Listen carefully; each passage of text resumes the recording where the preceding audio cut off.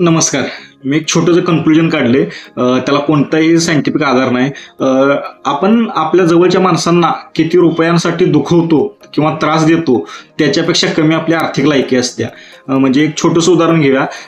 नवरा बायकोचं भांडण चाललं होतं. बायकोनं साधारण एक 3-4 हजार रुपयाचं घरात लागणारं सामान खरेदी केलं आणि तो नवरा तिला बोलत होता, तुला कमवायची अक्कल नाही, तू पैसे खर्च करतेस, तू पैसे उधळतेस, अशा अर्थानं ते भांडण चालू होतं. ती बायको त्याचं ते ऐकून ती रडत होती, तिला स्वतःला त्रास करून घेत होती.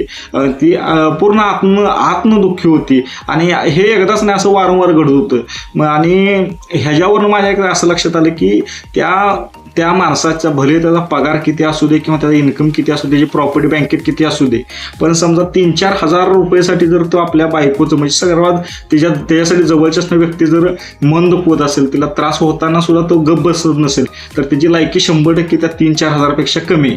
हे माझं वैयक्तिक कन्क्लुजन आहे. आणि ह्याच्याच विरुद्ध एक आणखीन एक उदाहरण आहे. एका ठिकाणी एक चप्पल खरेदी केल्यानंतर ते समजा 1200 चप्पल होतं, ते 2000 रुपये एका व्यक्तीनं खरेदी केलं आणि मग ते बाकीचे सगळे म्हणाले तुला गंडवलं, तुला महाग पडलं. पण त्याच म्हणजे तिचाच नवरा ज्या व्यक्तीने खरेदी केलं तो म्हणला, अगं असू दे, एवढ्या छोट्या गोष्टीसाठी कशाला मनाला लावून घ्यायचं आहे, होत जातं येते आणि काय एवढा मोठा विषय नाही तो.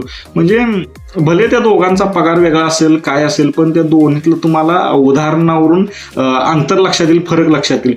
म्हणजे हे खरोखर गोष्ट आहे. आपण एखाद्या मित्राला पार्टी देतोय आणि त्याला सारखं तो जर देत नसेल तर सारखं बोलून जावतोय त्याला, की ती करायची त्याची परिस्थिती नसताना तो नसेल म्हणून तो देत नसेल, तरी पण आपण त्याला बोलून जावतोय, सारखं बोलून त्याला अपमानित करतोय, तर समजायचं की आपली त्या मित्रांना पार्टी जी आपली लायकीच नाही.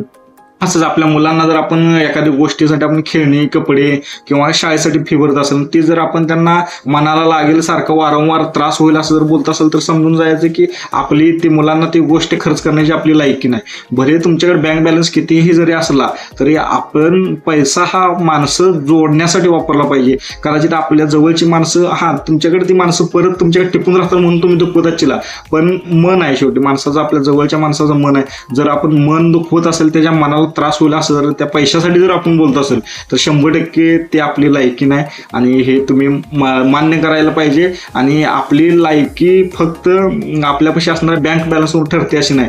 आपल्या घरातील माणसं त्या पैशांवर किती खुश आहेत, किती समाधानी आहेत, किती आनंद याच्यावर आहे. तुमच्याकडे करोडोचा बॅलन्स जरी असून जर घरात समजा किरकोळ गोष्टीसाठी तुम्ही 10-50 रुपयाच्या गोष्टीसाठी, 100 रुपयाच्या गोष्टीसाठी जर तंडत असचिला, भांडत असचिला, वाद करत असचिला किंवा एकमेकाला दुखवत असचिला, तर समजून जावं की 100 रुपयाची सुद्धा तुमची लायकी नाही.